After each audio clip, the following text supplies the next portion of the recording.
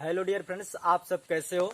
आज के इस वीडियो में हम चर्चा करने वाले हैं न्यूटन के थर्ड नियम के बारे में, और न्यूटन के थर्ड तथा न्यूटन के तीसरे गति के समीकरण की विवेचना करेंगे कि न्यूटन के तीसरे गति का समीकरण कैसा होगा, यानी कौन सा होगा। यानी जो समीकरण है v बराबर यू प्लस ए टी पहला समीकरण, s बराबर U T plus half A T square दूसरा समीकरण, v स्क्वायर बराबर यू स्क्वायर प्लस 2as। आज हम इसी थर्ड इक्वेशन पर बात करने वाले। देखो डियर फ्रेंड्स, कुछ लोग ऐसे समझते हैं कि ये दुनिया ही ऐसी जालिम हो चुकी है कि जिसके तहत कुछ सोचना ही नहीं पड़ता है। आजकल कहा जाता है जैसे नहीं कि लड़के का दिल और कुत्ते की पूंछ एक जैसे होता है, ससुरा हमेशा टेढ़ा होता है। एक लड़के का दिल और कुत्ते की पूंछ हमेशा टेढ़ा होता रहता है। ये नहीं जान पाता है कि हम किधर मुड़ रहे हैं, किस डायरेक्शन में मुड़ रहे हैं। ये सभी लोग देख ही नहीं पा रहे हैं कि हम किस डायरेक्शन में जा रहे हैं। एकदम जहां देखा वहां लाइन लगा ले रहा है। ऐसा प्रोसेस हो गया है, ऐसा जमाना हो गया है। तो ऐसे जमाने में हम चाहते हैं डियर फ्रेंड्स कि मत जाइए यार, कि ऐसा कुछ सोचिए ही नहीं है। कि समझ लीजिए कि ये सब क्या है, कि ये सब जैसे जिस प्रकार हमारी रॉ मटेरियल होती है, ठीक उसी प्रकार जो होते हैं कंडक्टिविटी जो हमारी होती है, ये सब समझ लीजिएगा कि रॉ मटेरियल है। तो हृदय को आप लोग एकत्रित करते रहिए, यानी अपने मन को एकत्रित करिए और उसके बाद से स्टडी करिए। तो उसके तहत आप लोगों को बहुत नॉलेज होता जाएगा। लेकिन आजकल के जो स्टूडेंट हैं वो सब नॉलेज लगाना ही नहीं चाह रहे हैं। सोच रहे हैं मिला मिलाया और हर चीज बन जाए, ऐसा थ्योरेटिकल सोच रहे हैं यार, जो ऐसा नहीं होता है। ऐसा अगर सोचते हो तो समझ लीजिए आप इससे बड़ा मूर्ख कोई नहीं है। तो आप लोग डियर फ्रेंड्स आज से पढ़ाई पर लग जाइए, एकदम बिल्कुल लग जाइए, ताकि आपको पूर्ण रूप से समझ में आ जाए, है ना। तो हम डियर फ्रेंड्स ज्यादा न समय लेते हुए अब इसी पर चर्चा करने वाले हैं कि न्यूटन के गति के तृतीय समीकरण तथा उनके नियम के बारे में, कि न्यूटन के गति का तृतीय समीकरण और उनका नियम क्या होगा, इसके बारे में जानते हैं। तो देखो, यानी तीसरा समीकरण और तीसरा नियम, थर्ड नियम कौन सा है न्यूटन का थर्ड नियम कौन सा है, पहले ऐसे जानते हैं। बहुत लोग क्वेश्चन में दिमाग में से घूमता है ससुरन की कि हाँ न्यूटन का थर्ड नियम क्या है। पहले तो सोचते हैं न्यूटन का नियम क्या है, ऐसा हाव भाव में सोचने लगते हैं। तो न्यूटन का थर्ड नियम क्या है, ऐसे कह दीजिए क्रिया एवं प्रतिक्रिया का नियम। न्यूटन के थर्ड नियम कौन से हैं, क्रिया एवं प्रतिक्रिया के नियम। कहा कैसे जाएगा, कहेंगे हम किसी वस्तु पर जितना बल लगाते हैं वो वस्तु भी हमारे ऊपर उतना ही बल आरोपित करता है। यानी यदि हम कोई वस्तु है, जैसे इस बोर्ड पे हम धकेलें, वो बोर्ड भी हमारे ऊपर उतना ही फोर्स अप्लाइड करता है। यानी जितना फोर्स हम बोर्ड पे अप्लाई करते हैं वो बोर्ड भी हमारे ऊपर उतना ही फोर्स अप्लाइड होता है। आप सोचते होंगे कि ससुरा ये आगे काहे बढ़ जाता है, हम किसी चीज को ढकेलते हैं आगे काहे बढ़ जाता है।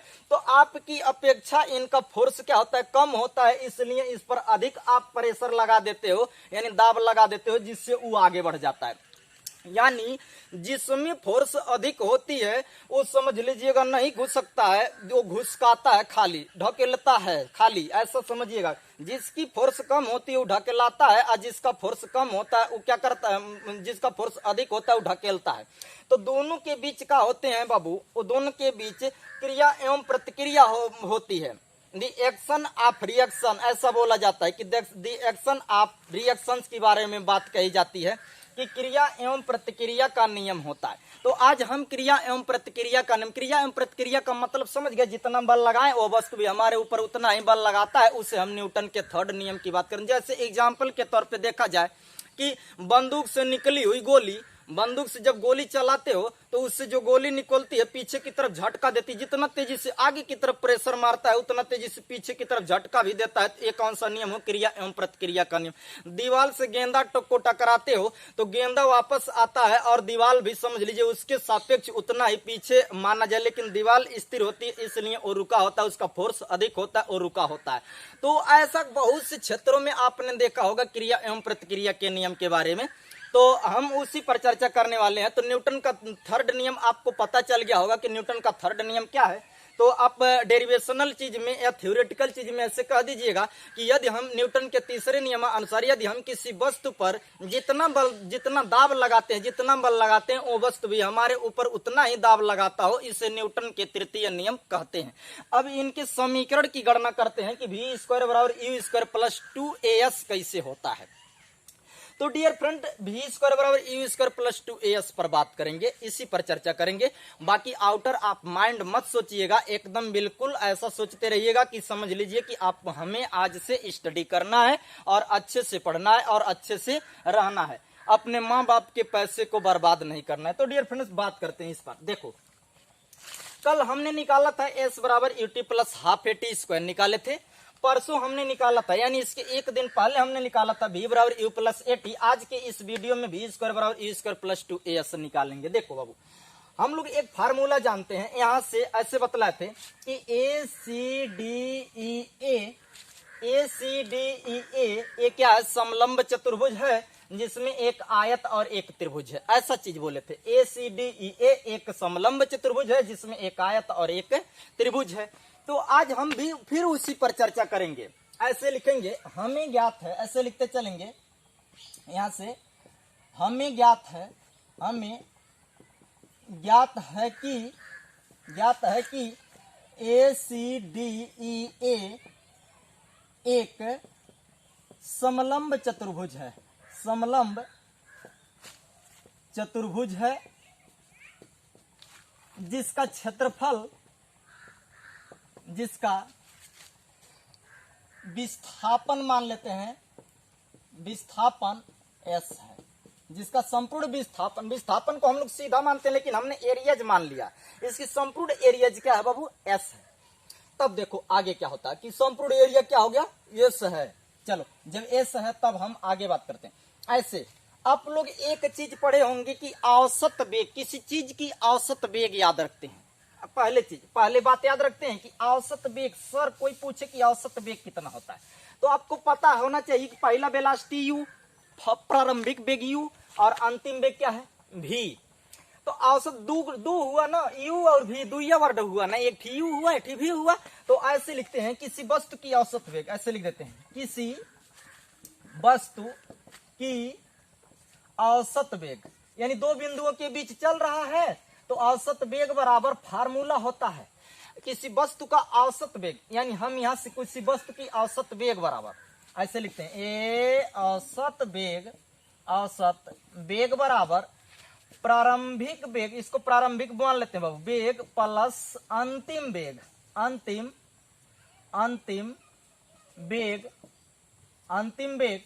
बटे 2, प्रारंभिक वेग और प्लस अंतिम वेग बटे 2।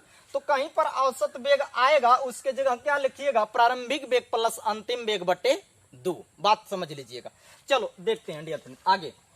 तो हम लोग यहां से जानते हैं फार्मूला, ऐसे लिखेंगे, हमें ज्ञात है, हमें यहाँ पे विस्थापन s है, तब फार्मूला क्या पता है बाबू, वेग बराबर ऐसे विस्थापन बटे समय, फार्मूला होता है वेग बराबर विस्थापन बटे समय।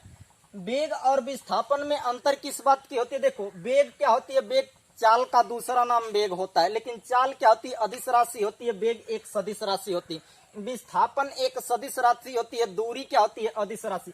जैसे एक फार्मूला पढ़े होंगे, चाल बराबर दूरी बटे समय, तो वैसे समझिए चाल क्या है, अदिश राशि है, और दूरी क्या है, सदिश राशि है। वेग क्या है, दूरी क्या है, अदिश राशि, यानी चाल और दूरी इसमें अदिश है और इसमें वेग और विस्थापन सदिश है। समय तो ऑलरेडी, समय को आप लोग सदिश अदिश नहीं बोल सकते हो, इसको कुछ हम कोई नामकरण नहीं दे सकते हैं। तो देखते रहिए, वेग बराबर विस्थापन बटे समय लिखेंगे। ठीक इसी प्रकार ऐसे, ठीक इसी प्रकार कैसे कहेंगे कि यहां से यहां तक तय करने में कुल विस्थापन, कुल वेग, कुल विस्थापन तथा कुल वेग, कुल विस्थापन तथा कुल वेग, यानी C से यहाँ तक जाने में कुल विस्थापन कितना s है और कुल वेग कितना है बाबू, v है। तो हम यहाँ से लिखते हैं कुल वेग बराबर ऐसे, कुल, इसको ऐसे लिख सकते हैं, कुल वेग के जगह पे हम क्या लिखेंगे, ऐसे u से बढ़ करके किस में गया बाबू, v में, u से बढ़ता है v में जाता है, तो यहाँ पे ऐसे लिखेंगे फार्मूला ठीक इसी प्रकार, औसत वेग बराबर इसको लिखेंगे कुल विस्थापन बटे कुल लगा समय। बाबू एकदम समझते रहे, हम ज्यादा थ्योरी इसमें ABCD में नहीं बजा रहे हैं तुमको, खाली ऐसे समझा रहे हैं कि वेग को हम दूसरा नाम दे दिए औसत वेग। काहे औसत वेग दे दिए कि यहाँ से यहाँ तक u था और यहाँ से यहाँ तक चले गए v था, तो कुल यानी इसका औसत वेग क्या होगा, v प्लस u हो जाएगा। और कुल वेग कितना यानी औसत वेग तो हमारा हुआ, कुल विस्थापन कितना हो जाएगा, s हो जाएगा। तो देखो औसत वेग बराबर कुल विस्थापन बटे कुल समय। इसको हम कुल विस्थापन यानी इसका गुणा इसमें कर देते हैं, इसका गुणा इसमें कर देते हैं, या करके ऐसे लिखते हैं। कुल विस्थापन को हम पहले लिख लिए, कुल विस्थापन बराबर इसको लिखते हैं औसत वेग हेकर गुणा है हमें कई दबा हे हिम ले आता है हिम गुणा हो जाए तो लिखल जाए कुल लगा समय। तो अब देखो अब कुल विस्थापन कितना है, s। कुल विस्थापन कितना है, s बराबर औसत वेग कितना है, वो औसत वेग बराबर प्रारंभिक वेग प्लस अंतिम वेग। ऐसे लिखेंगे प्रारंभिक वेग प्लस अंतिम वेग बटे कितना होगा बाबू 2 गुणे कुल समय गुणे कुल लगा समय। यानी यहां से यहां तक जाने में कुल लगा समय कितना है, t है। तब देखो प्रारंभिक वेग s बराबर क्या निकल जाता है, s बराबर प्रारंभिक वेग क्या है u प्लस अंतिम वेग क्या है v बटे 2 गुणे कुल समय कितना है t। ध्यान से देखते चलिएगा, प्रारंभिक वेग u, अंतिम वेग v, कुल समय t। बात समझ में आ गई। इसको समीकरण नंबर क्या मान लीजिए 1। इसको समीकरण नंबर कितना मान लीजिए 1। अब लिखते हैं हमें प्राप्त है, ऐसे लिखते हैं अतः समीकरण 1 क्या है बाबू, गति के समीकरण 1 से, अतः गति के समीकरण ऐसे लिख दीजिए, गति के समीकरण 1 से v बराबर u प्लस at। ये गति का पहला समीकरण है, u के हर पक्षांतर कैदा, तो v माइनस यू बराबर कितना हो जाए at। अब a से भाग देदा, v माइनस यू बटे a बराबर कितना हो जाएगा t, है ना। अब देखो यहाँ पर इसको ये दिख नहीं रहा होगा, ऐसे अगले पार्ट में लिखते हैं कि v माइनस यू, ऐसे लिख देते हैं v माइनस यू आई बटे में a ले आता है, करे बटे में a अब बराबर कितना होगा t। a के समीकरण नंबर कितना मान ला 2। देखा बाबू t का मान निकल गया है t बराबर v माइनस यू, तो देखा समीकरण 2 हो गया है, समीकरण 1 हो गए ना। चलो यही थोड़ा सा लिख दा, यही इसको मिटा दे रहे हैं, आए करे बाद यही लिख देती, यही आ जाए समझ में तुहन पचन के। देखा तो ध्यान से लिखेंगे समीकरण 2 से t का मान समीकरण 1 में रखने पर ऐसे लिख देंगे, समीकरण 2 से t का मान समीकरण 1 में रखने पर, समीकरण 2 से t के मान समीकरण 1 में रखी दा, तो देखा यस है है बराबर हो गए है v प्लस यू कह देती, v प्लस यू अब बटे है कितना हो गए है के देखा 2 गुणे t का मान कितना है v माइनस यू अब बटे कितना हो गए a, है देखा है कि कोष्टक में लगा ला। अब ध्यान से देखिए तो ऐसे लिख दा s बराबर या करके v प्लस यू एक कोष्टक में v माइनस यू एक कोष्टक में अब बटे कितना होगा 2a। अब 2a के गुणा है यार कैदा तो हो जाए 2as अब बराबर है वर्गांतर का सूत्र पढ़ ले हो बा, इसी वर्गांतर का सूत्र कैसी पढ़ ले हो बा, a square minus b square बराबर एक कोष्टक में a प्लस बी एक कोष्टक में a माइनस बी, ऐसा 9-10 में पढ़ ले होगा वर्गांतर का सूत्र है। तो देखा यानी है कौन सी हो गए a प्लस बी और है हो गए a minus B, a plus B और a माइनस बी के कैसे लिख सकल जाला, एक लाइन लिख के बता देती, B square minus U square लिख सकल जाला। यू स्क्वायर के यार पक्षांतर कैदा तो 2as है यू स्क्वायर के यार पक्षांतर हो कितना हो जाए प्लस में हो जाए यू स्क्वायर हो जाए अब बराबर v स्क्वायर, यही के सीधा क्रम में हम लिख देते। देखा यू के हर ले प्लस में हो गई है एक, यानी अब एक के सीधा क्रम में लिख दे वी स्क्वायर के पहले अब बराबर यू स्क्वायर के अब प्लस आई होगा 2as। यानी ये समीकरण के का कहा जाए, लिखेंगे इस समीकरण को ऐसे लिख देंगे, इस समीकरण को ऐसे लिख देंगे कि यहाँ पे लिख देंगे इस समीकरण को न्यूटन के गति का तृतीय समीकरण कहते हैं। इसको क्या कहते हैं? तृतीय समीकरण कहते हैं। बात समझते रहिएगा।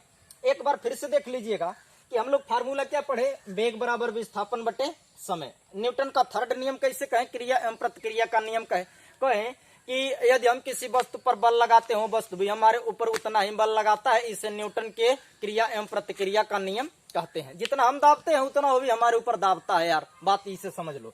तो देखो यहाँ पे कहेंगे कैसे, फार्मूला क्या है, वेग बराबर विस्थापन बटे समय अथवा चाल बराबर दूरी बटे समय। आप लोग फार्मूला, वेग और विस्थापन सदिश राशि होती है, चाल और दूरी अदिश राशि होती है। ठीक इसी प्रकार फार्मूला पढ़ लिए कि वेग के जगह यहाँ पे नाम रख दिया औसत वेग। औसत वेग बराबर कुल विस्थापन बटे कुल समय। औसत वेग तभी होता है जब कुल विस्थापन बटे कुल समय होता है। अब कुल समय का गुणा औसत वेग में कर दिए तो देखो, यानी यहाँ पे है कुल विस्थापन के हम पहले लिख ले, कुल विस्थापन को हमने पहले लिख लिया, औसत वेग है अगुणे कुल समय है, कर दिया कुल समय। अब देखो कुल विस्थापन के जगह यस औसत वेग का फार्मूला बोले थे कि प्रारंभिक वेग प्लस अंतिम वेग बटे 2 और कुल लगा समय यही है। अब देखो एस बराबर प्रारंभिक वेग को यू से और अंतिम वेग को वी से बटे में 2 है, गुणे कुल समय को कितना से डिनोटेड कर दिया टी से। इतना पर समीकरण नंबर 1 मान लिया। अब हम लोग गति का समीकरण पढ़े हैं, v बराबर यू प्लस एटी पढ़े हैं, ये पहला समीकरण। यू को यार ढकेल दिए तो v माइनस यू हो गया बराबर उधर एटी हो गया। अब 1 से भाग दे दिए तो हो गया v माइनस यू बटे ए बराबर कितना हो गया टी, यानी समीकरण नंबर 2 हो गया। टी का मान निकल गया v माइनस यू। ई कह दिए कि समीकरण 2 से टी का मान समीकरण 1 में रख दो, ऐसे समीकरण 2 से टी का मान समीकरण 1 में पुट कर दो। तो समीकरण 1 क्या है, एस लिखे, v प्लस यू बटे 2 लिखे, गुड़े टी का मान कितना है वही देख, v माइनस यू बटे ए देख ले यहाँ पे। अब ऊपर है नीचे 2a होगा, नीचे 2a हाई होगा v प्लस यू, हाई होगा v माइनस यू, एक कोष्टक में लिख देली। अब हमन के 2s यानी 2a गुड़े है कर कह देली यस में 2as आई होगा v square minus U square, वर्गांतर का सूत्र बन गया। यू स्क्वायर के हर ढकेल देली तो 2as प्लस यू स्क्वायर बराबर v स्क्वायर हो गए, v स्क्वायर के सीधा क्रम में और यू स्क्वायर प्लस 2as के साधारण तौर पे लिख दिया। तो इस समीकरण का नाम रख दिया न्यूटन के गति का तृतीय समीकरण होता है। तो thanks watching my video, share and comments please all friends.